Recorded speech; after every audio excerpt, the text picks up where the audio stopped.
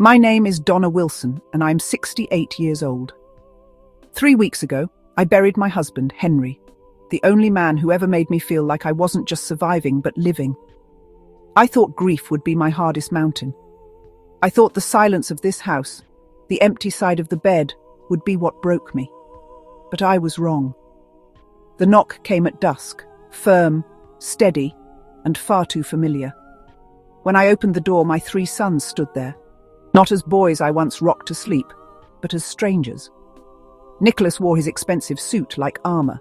Alan's jaw was sharp with rage, and Grant, sweet Grant, couldn't even meet my eyes. Behind them, 2 lawyers in pressed ties and 2 men built like hired muscle leaned against a black SUV. Mother, it's time you signed away the farm. The words hit me like a fist. I gripped the doorframe to steady myself, but I refused to step back. Your father's will was clear, I whispered. We know the truth. That farm holds a secret. Dad kept it from us, and you think you can keep it too. My heart pounded, but I stayed silent. They wanted me rattled, cornered. They wanted me weak. Instead, I reached for the phone sitting on the hallway table. 1 call, that's all it would take. I pressed the number with trembling fingers, lifted the receiver to my ear, and spoke a single name. The room fell still. My sons froze, their eyes narrowing in suspicion. And in that moment, I knew this night would be the start of a war none of us were ready for. The phone clicked as I set it back in its cradle. I didn't need to say more. The name alone was enough to send a ripple of unease across my sons' faces. Nicholas's jaw clenched, Alan's smirk faltered, and Grant shifted from foot to foot, torn between blood and conscience. Don't play games, Mother. This isn't about sentiment or Dad's old words on paper. That farm belongs to us. All of us. I folded my hands, steadying them before they could see the tremor in my fingers. Your father's will was read. His wishes were clear. The money, $3 million, was for you boys. The farm was for me. 3 million split 3 ways. While you keep the crown jewel? Do you really think Dad gave you the farm out of love? Or was it because you whispered in his ear while he was too weak to argue? The words cut deep, but I refused to flinch. Henry had been strong until the end. He had been stubborn, deliberate. He had known exactly what he was doing. You will not twist his memory, I said quietly, though my pulse thundered in my ears. Maybe we should just accept what Dad wanted. His brothers turned on him instantly, their glares sharp enough to slice him in 2. Don't pretend, Mother. We know about the gold. The room went cold. My lips parted, but no words came out. My silence was enough. They saw it. They knew. And that was the moment I understood. This wasn't grief anymore. This was a battle, a war for Henry's legacy and for the soul of my sons. The secret of the gold was now on the table, but Donna hasn't revealed what she truly knows. I didn't sleep that night. Their words, "We know about the gold," clung to me like smoke. The house was too quiet, every creak of the floorboards sounding like footsteps from ghosts I couldn't see. At dawn, I drove to the farm. Henry's farm. The land he had fought so hard to reclaim before sickness took him. The gravel crunched under my tires as I turned down the long drive, and for the first time since his death, I let myself truly look at it. The house was nothing like the worn place Henry had once described from his childhood. This home was new, polished, built with care. Wide windows caught the morning light. The stables stood strong and proud, and the fields stretched endlessly toward the horizon. It was more than land. It was a promise. I walked room to room, the faint smell of lavender still lingering, as if someone had kept this place alive, even as Henry faded.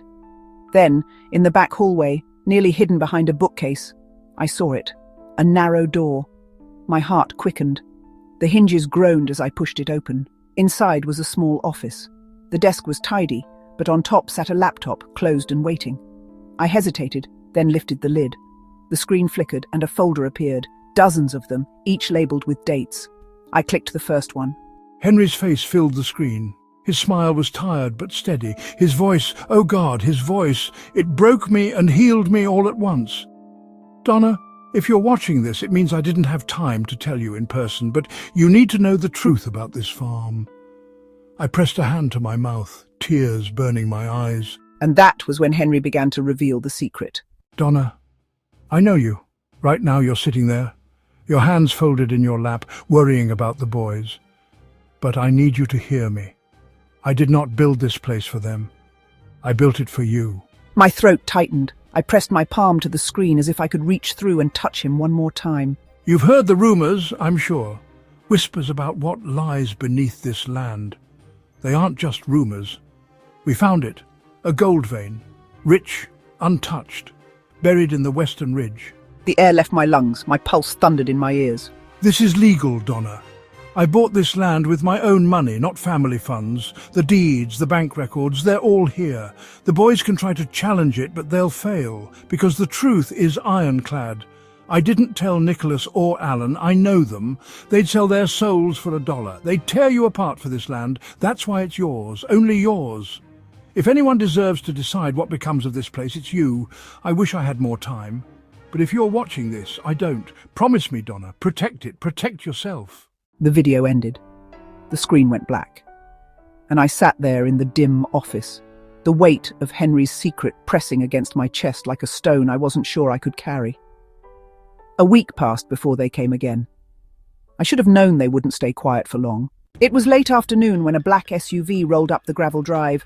Dust curled behind it like smoke from a fire. Nicholas stepped out first, his suit sharp enough to cut glass. Alan followed, clutching a thick folder like it was a weapon. Behind them, a tall man in a silver-grey suit climbed out, their lawyer. His smile was polished, but his eyes were knives. Mother, Nicholas said, his tone clipped, businesslike. We're here to settle this matter before it gets ugly. I stayed on the porch, my hands gripping the wooden railing. There's nothing to settle. Your father's will was clear. You think those papers mean anything? We know Dad used family funds to buy this farm. That makes it ours, equally. My stomach twisted, but I forced my voice to remain calm. That's not true. I've seen the records. He used his own money. Even if that's the case, Mrs. Wilson, fairness is still in question. A court may decide your husband was not of sound mind when he wrote his will. My heart pounded. Your father was sharp until the end. Don't insult him. This isn't about Dad anymore, it's about the gold. You can deny it all you want, but we know, and we're not walking away empty-handed. My breath caught, but I said nothing. Silence was a dangerous weapon, and I let it hang heavy between us. We've already filed a lease pendens, a legal notice of dispute. With this in place, you can't sell, lease, or make any deal on this property. Not without us. A chill spread through me. They weren't just threatening me anymore, they were trapping me. So, you have a choice, Mother. Share the farm or watch it rot in legal limbo. Either way, you lose. That night, sleep wouldn't come. Their threats, that paper, the word limbo, it rattled inside my chest like stones in a jar. I paced the farmhouse until the boards groaned beneath my feet. The walls seemed to whisper Henry's voice, steady and patient. I prepared everything, Donna. Look for it. At midnight, I took a flashlight and wandered out to the stable. The smell of hay and wood soothed me, but something tugged at me, a memory. Henry always lingered here, even when his illness kept him weak. My light swept across the floor until it caught on a section of planks darker than the rest. I knelt. My fingers traced the edges. A trap door. My heart raced. I pried it open and found a narrow staircase leading into the earth. The air grew cooler as I descended, the smell of damp soil rising to meet me. At the bottom was a small basement. Wooden shelves lined the walls, stacked with boxes, and there, on a hook by the door, hung Henry's old ring of keys. With trembling hands, I unlocked a tall metal cabinet. Inside were files, neat and deliberate, bank statements proving Henry had used only his money for the farm, deeds stamped and sealed, geological surveys, official and notarized. But deeper inside, I found something else. Folders thick with papers Henry had gathered, records of Nicholas and Alan's dealings, overseas accounts, wire transfers, shell companies, fraud. I pressed a hand to my mouth. Henry hadn't just built a farm. He had built a fortress, a shield, proof that could destroy the very sons who now circled me like vultures. At the bottom of the cabinet lay a rolled map. I unrolled it across the workbench and my knees nearly buckled. The survey showed the gold vein, the richest section, cutting straight under the western ridge, the land Henry had secured in my name alone.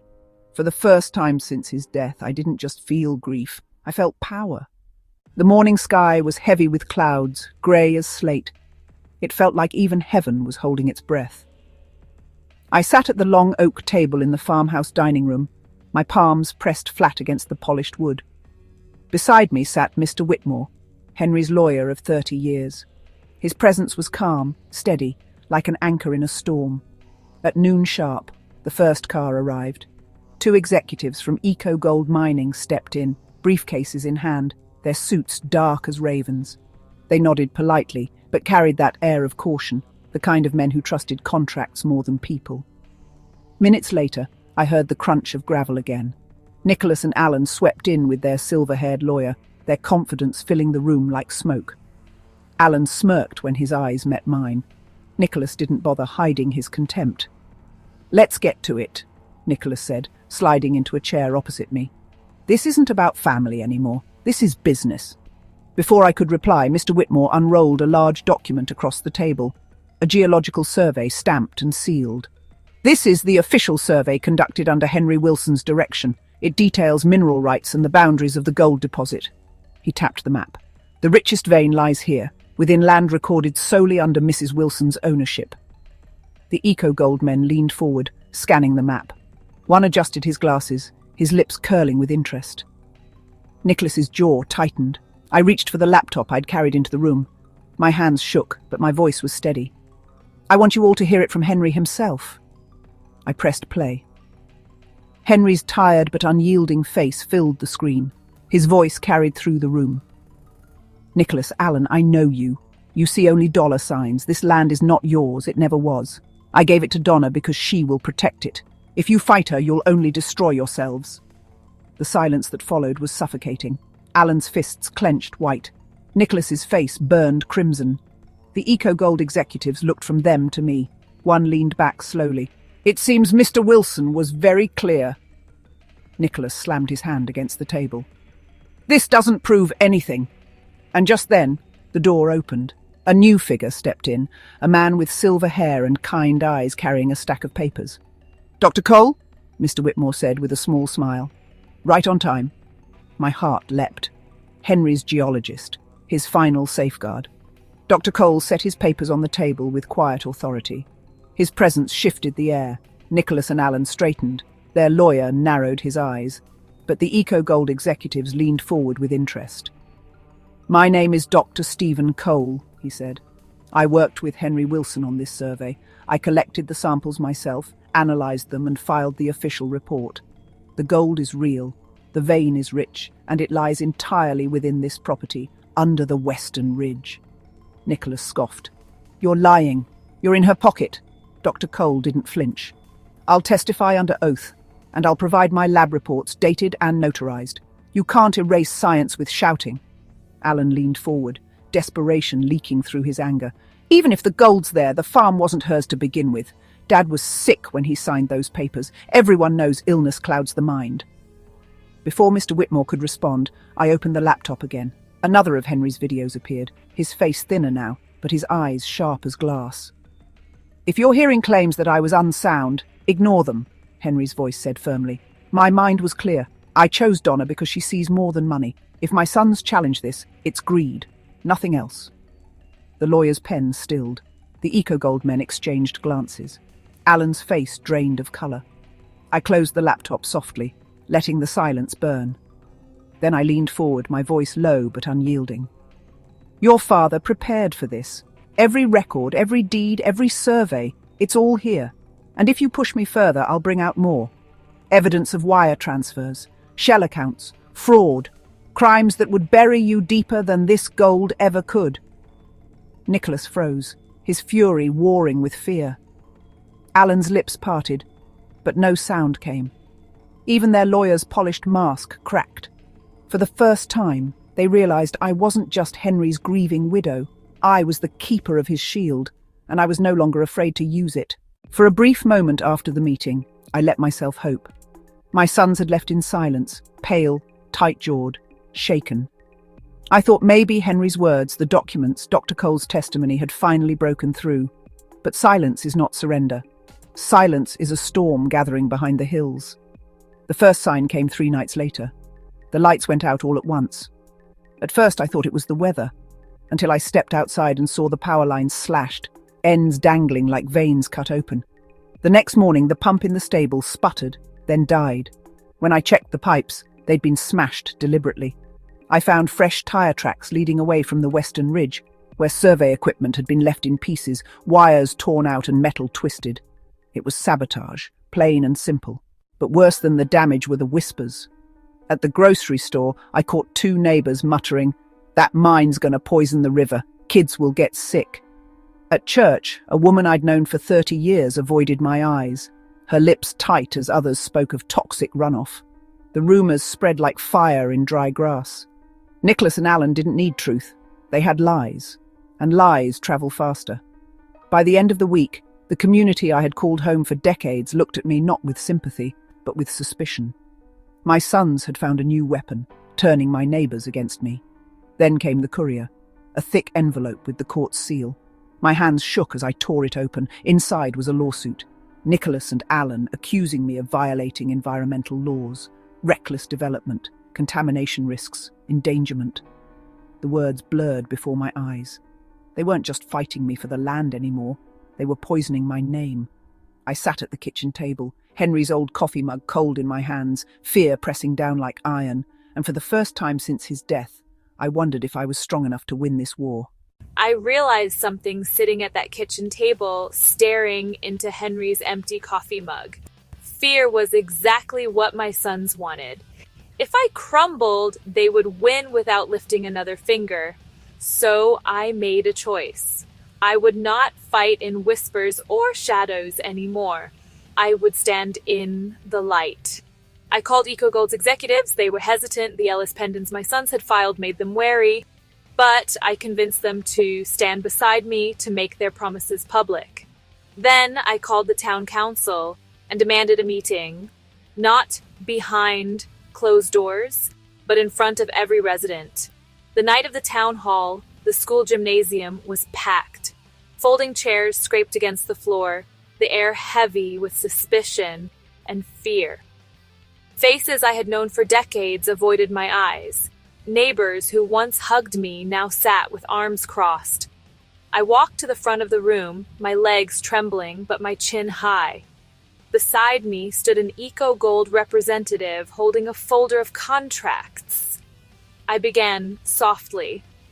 I know many of you have heard terrible things about this farm, that it will poison your water, sicken your children, destroy this land. Those are lies. A murmur rippled through the crowd. A man in the back shouted, "How do we know you're not lying, Donna? Whilst we've seen what mining companies do, they dig, destroy, and disappear." I nodded. You're right to be cautious. That's why I insisted EcoGold agree to something called a reclamation bond. Millions of dollars set aside. Money they only get back if they restore the land when mining is done. If they fail, that money goes to this town. IDOTM's written in law, backed by cash. The room stilled. The representative opened the folder and displayed the signed documents. I stepped forward. And more than that, this farm will give back. EcoGold has agreed to a community fund. Money for our schools, jobs for our families, investment in our future. This farm, TMT, strip us. It will sustain us. An older woman stood, her voice sharp. And if your sons keep suing, if they drag this town through the mud, I drew a long breath. Then I will fight them. But I cannot fight them without you. My sons aren't protecting this land. They're trying to steal it. Silence. Then a single clap echoed. Then another. Until the gym was filled with steady applause. Not wild, not roaring, but firm, supportive.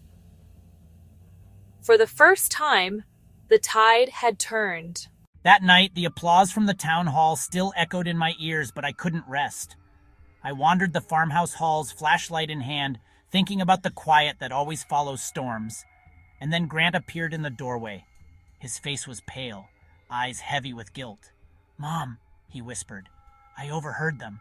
I turned, heart thundering. "What do you mean?" He stepped inside, voice barely audible. "Nicholas, Alan, They paid people to sabotage the farm, the power lines, the pump, even the survey equipment. They orchestrated it all. They wanted to make it look like you were reckless. They're not stopping. Not now. Not ever. I sank into the chair, my hands trembling. My sons, the ones I had loved, raised, and trusted, had plotted against me. The depth of their greed, the audacity, it made my chest ache. Grant knelt beside me, his hands covering mine. I didn't want to be part of it. I tried to reason with them, but they wouldn't listen. You're the only one who can protect Henry's legacy, and I'll help, I swear. I nodded, voice steadying. Then we fight together, but carefully. Every move must be precise. They'll try again, and this time I won't leave anything to chance. Grant swallowed hard. I trust you, Mom. I know you'll win. And in that moment, I realized I wasn't alone. The war was far from over, but for the first time, I felt the faintest spark of hope. It came faster than I expected. 3 days after Grant's confession, I woke to the sound of pounding on the farmhouse door. When I opened it, 2 deputies stood on the porch, their faces grim. "Mrs. Wilson," one said, "we have a warrant to search the property." My stomach dropped. "On what grounds?" He unfolded a document. "Anonymous tip. Claims you're storing hazardous chemicals in violation of state law." Hazardous chemicals. My throat tightened. That was the rumor Nicholas and Alan had seeded. And now they'd taken it further, turned whispers into weapons. The deputies moved through the house, the barn, the stables. They searched the ridge, the tool shed, even the cellar. I followed them, my hands cold and shaking, until one deputy shouted from the shed, "Over here!" I rushed forward, heart hammering, and there it was, 3 rusty drums, stenciled with faded warning labels, tucked neatly behind a stack of firewood. I gasped. "Those aren't mine." I've never seen them before. But the deputy's eyes were hard, suspicious. They photographed everything, tagged the drums, and loaded them onto their truck. When they left, the farmhouse felt like a hollow shell. My legs gave out, and I sank onto the porch steps. The morning sun suddenly too bright. Grant stormed out, fists clenched. "They planted it, Mom. I know they did. Nicholas and Alan won't stop until they bury you." I looked towards the horizon, where the ridge stretched like a sleeping giant. Henry had trusted me to guard his legacy. But how could I fight when my own sons were planting poison at my door? I clenched my fists, forcing steel into my voice.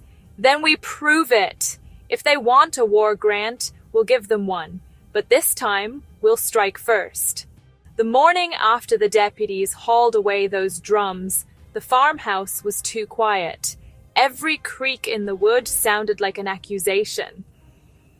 I sat at the kitchen table, staring at Henry's ring of keys, the weight of the warrant heavy in my chest.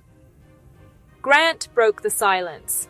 "Mom, if we let them keep controlling the story, we'll lose. We need to find proof, real proof, that Nicholas and Alan are behind all this." His words lit a spark. Henry had always said, "Paper trails don't lie, greed leaves footprints."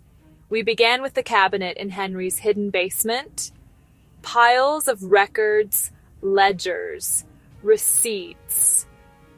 My hands shook as I flipped through files, but Grant was sharper, quicker. "Look at this," he said, pulling out a sheaf of documents.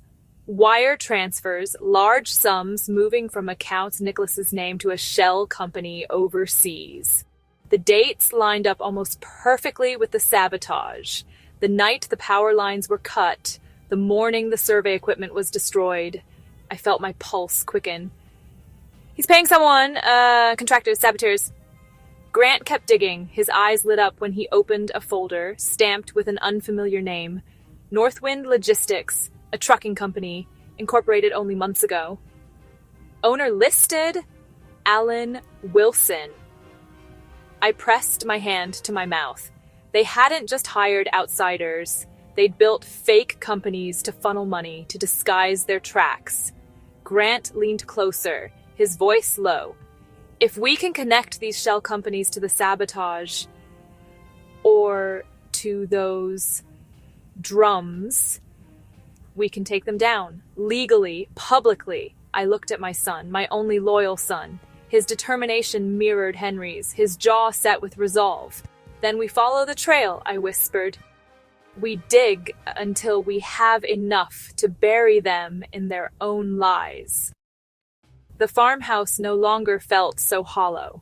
For the first time in weeks, I felt movement, not running from fire, but running toward the fight, because Henry had left me the tools.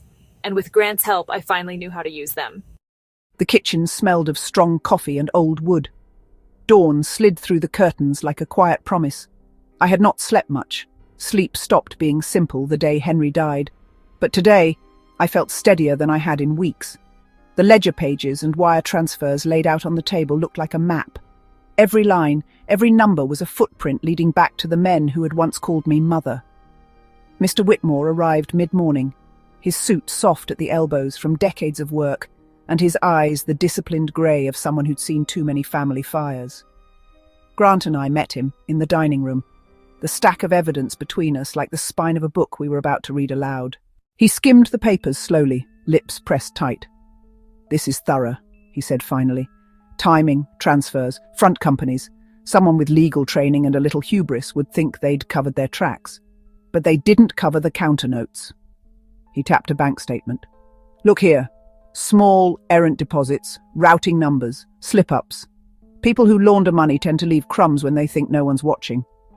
Grant leaned forward, fists on the table. "We can use those crumbs. Public records requests, subpoenas. We push for discovery in the civil case, and while their lease pendens hangs over the property, we file a criminal referral for fraud. If we tie them to Northwind Logistics and those contractors, we expose the pattern." I felt a cold thrill of strategy spread through me. It wasn't the vengeance that lit the flame, it was the clarity. Henry had told me to protect the legacy. This was protecting it. Clean, precise, legal. No melodrama, no blind fury, just truth set like net around predators. Mr. Whitmore nodded. "We'll move quickly. We file motions today to lift the list pendens, or at least to show cause why it was filed in bad faith. We send formal requests to the banks. We notify EcoGold that we intend to proceed and ask them to freeze any negotiations until the court sorts the claims. And most importantly, we file the records you have with the proper authorities. This isn't only civil, there's criminal exposure here." Grant's voice was barely a rasp. "They planted those drums. They hired men to cut the lines. They paid to spread rumours. The town almost turned on you, Mum, on all of us. If this gets out the way it should, no one will trust them again." He was right. Reputation was currency in a small town. Mine had been attacked. Theirs, if exposed, would collapse like a rotten fence. But even as the court filings were prepared and the first subpoenas drafted, Mr. Whitmore paused, folding his hands together. "There's one more thing," he said, and I felt the air thin. "Henry left you more than documents.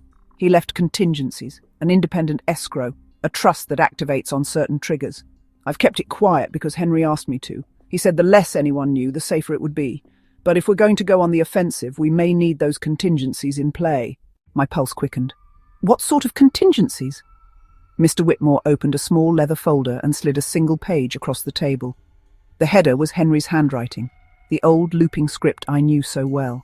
It listed conditions, proclamations of fraud proven in court, third-party verification of the survey, EcoGold's binding reclamation bond, and a particular clause that named an independent trustee with the power to block any sale or development pending legal resolution.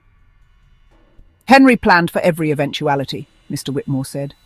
"He knew his sons might not be honourable, and he wanted a legal mechanism to keep the farm safe while the truth came out. But to activate it, we need to reach a tipping point, credible charges and an official declaration that the lis pendens was filed in bad faith. It's a high bar, but it's also the safest shield." Grant's jaw clicked. "So first we build the case, then we trigger the trust. And while that happens, we go public. We expose the shell companies, the transfers, the contractors. We show the town the paper trail. I thought of the school gym that night, when the town clapped. Not because they loved me unquestioningly, but because they heard a plan that could protect them all. I thought of the poisoned whispers, the planted drums, the way neighbours had turned away. The fight had become bigger than the farm. It had become a battle for truth. We worked all day. Mr. Whitmore drafted motions while Grant compiled the chain of transactions. I called the EcoGold representative and told her we were ready to pause negotiations until this was sorted. She didn't sound relieved. No one ever is when money and reputation hang in the balance, but she promised cooperation. By evening, the first subpoenas were ready. The town had begun to murmur again, but now in a different key, curiosity replacing fear. A local reporter called, smelling a deeper story than the rumours. I answered carefully, Henry's steady voice in my memory guiding me to speak plainly and to remember the end game. Protect the land, protect the town, and if necessary, save my sons from themselves, but not at the price of the truth. When night fell and the kitchen lights buzzed softly, Grant and I sat at the table, hands wrapped around mugs gone cold. We were tired but purposeful. The legal wheels had started turning. Then my phone buzzed. An unknown number. I almost didn't answer, but something, instinct perhaps, or the old woman's stubbornness, made me reach. A voice I didn't recognize, metallic and low, said only, "Stop digging, Donna.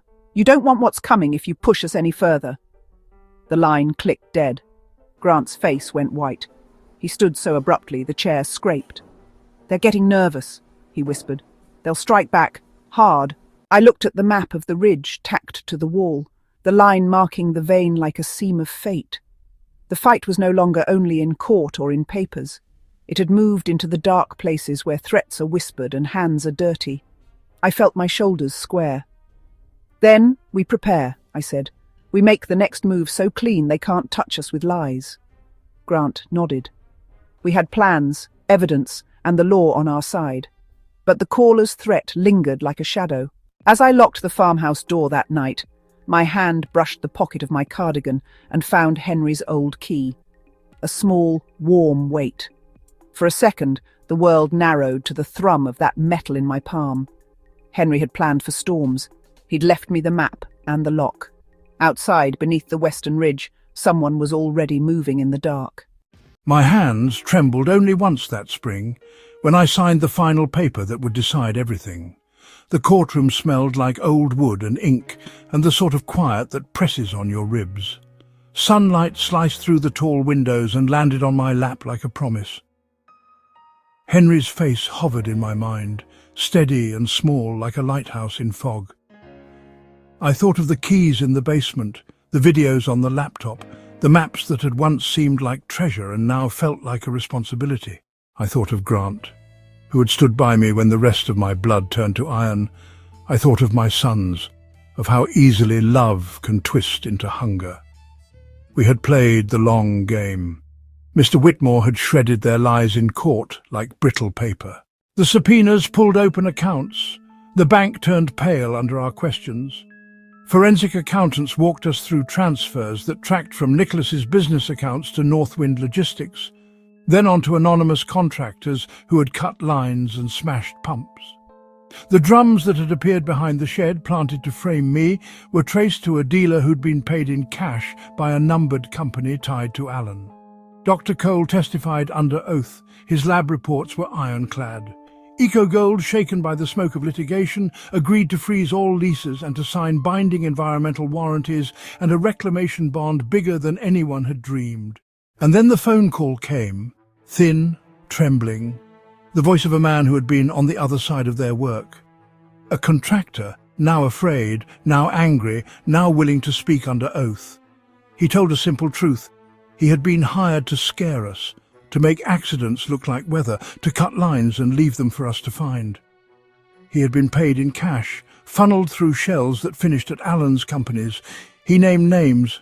He recalled nights, trucks, voices. The last thing he told me was not a threat, but an apology. I didn't know what I was doing then. That was the moment the house of cards started to fall.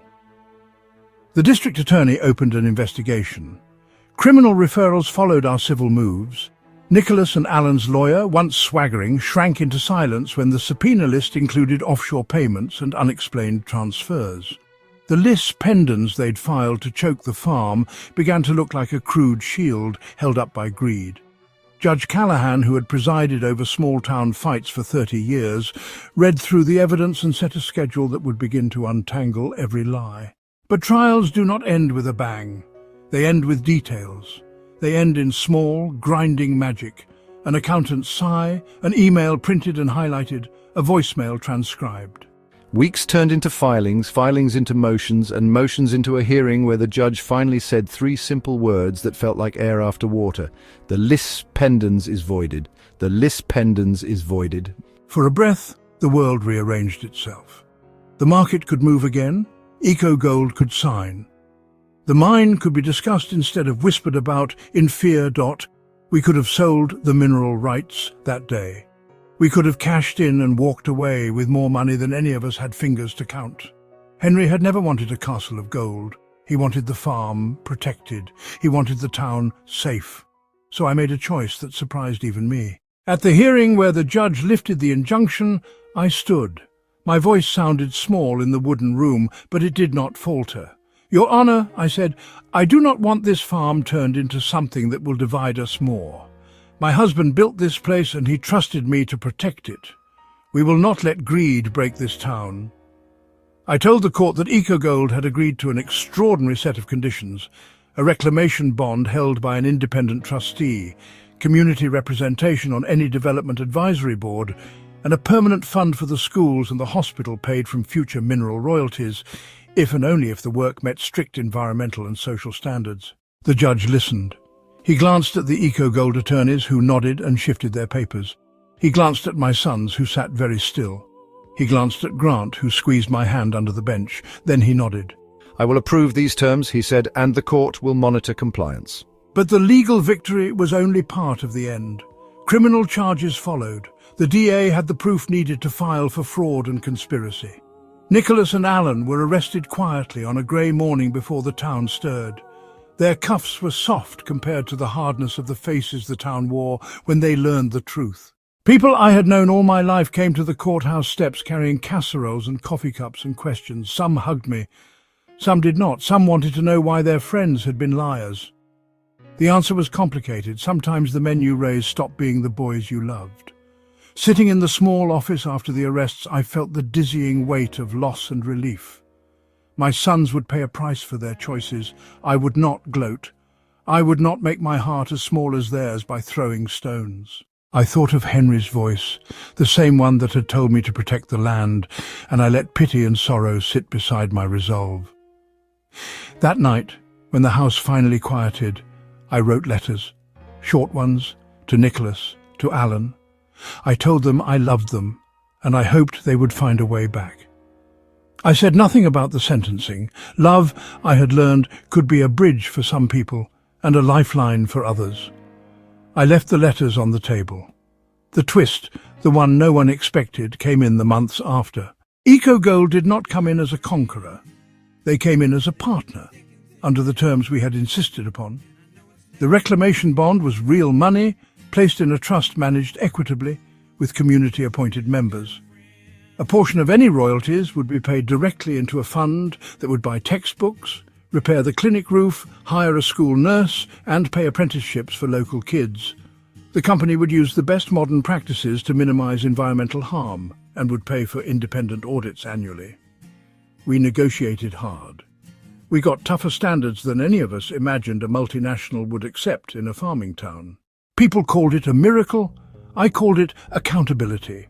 Henry had wanted the farm to be used to build something that would outlast him, and we did our best to make that happen. We planted trees to mark the boundaries of conserved land. We hired a young agronomist from the county college to oversee soil restoration. We created scholarships in Henry's name for students who wanted to study environmental science. The gold became a tool, not an idol. And then, in the quiet weeks after the dust had settled, a final surprise arrived. One wrapped in human softness. The contractor who'd testified, the one who'd spoken first to the DA, came to the farmhouse with a manila envelope and tears in his eyes. "They made me do things," he said without drama. "I was scared. I'm sorry." He handed me a small recording device. On it, his voice and others, Nicholas's voice, Alan's voice, were clear. Plans discussed in bars and trucks, payments approved in kitchen light. It was their own soundtrack of ruin. When the DA played the recording in court, the air went thin. You could have heard the insects in the courthouse yard. The jury did their work. The sentencing was not a spectacle. It was a necessary unwrapping of choices and consequences. My sons were given time, years enough to learn and to reckon. I visited them once, sitting across from a table in a visiting room, the glass between us making our voices small. They were not the men I had raised that day. They had been hollowed by their decisions. I told them then what I had written in my letters. I loved them still, and I hoped they would choose something truer.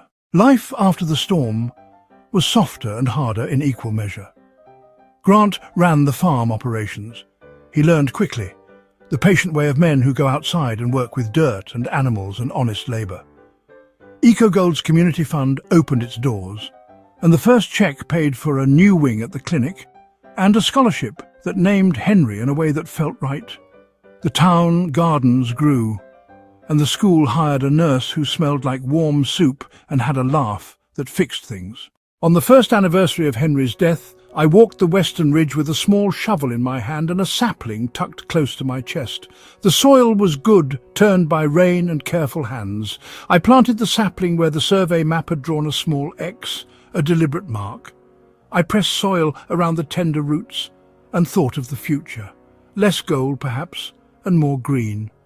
I thought of the truth, how it had a way of returning, patient and inevitable, no matter how men tried to bury it.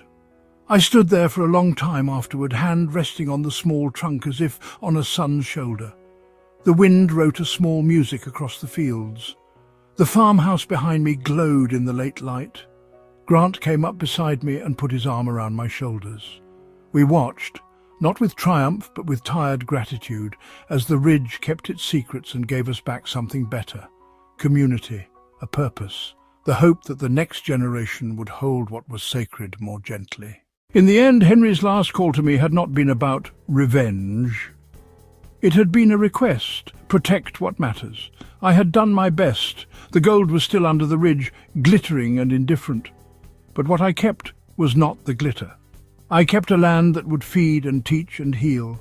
I kept a town that could choose truth. I kept a son who'd learned what loyalty truly costs. That night, alone in the warm kitchen, I picked up Henry's old key and laid it beside the sapling's tiny stake. Keys open doors. Sometimes they also lock away the darkest things. I closed my eyes and listened to the house breathe. I felt the gentle pull of sorrow and the stronger tide of peace. The world was neither perfect nor merciful. It was simply what we made of it. And I had finally learned to make something worth leaving behind.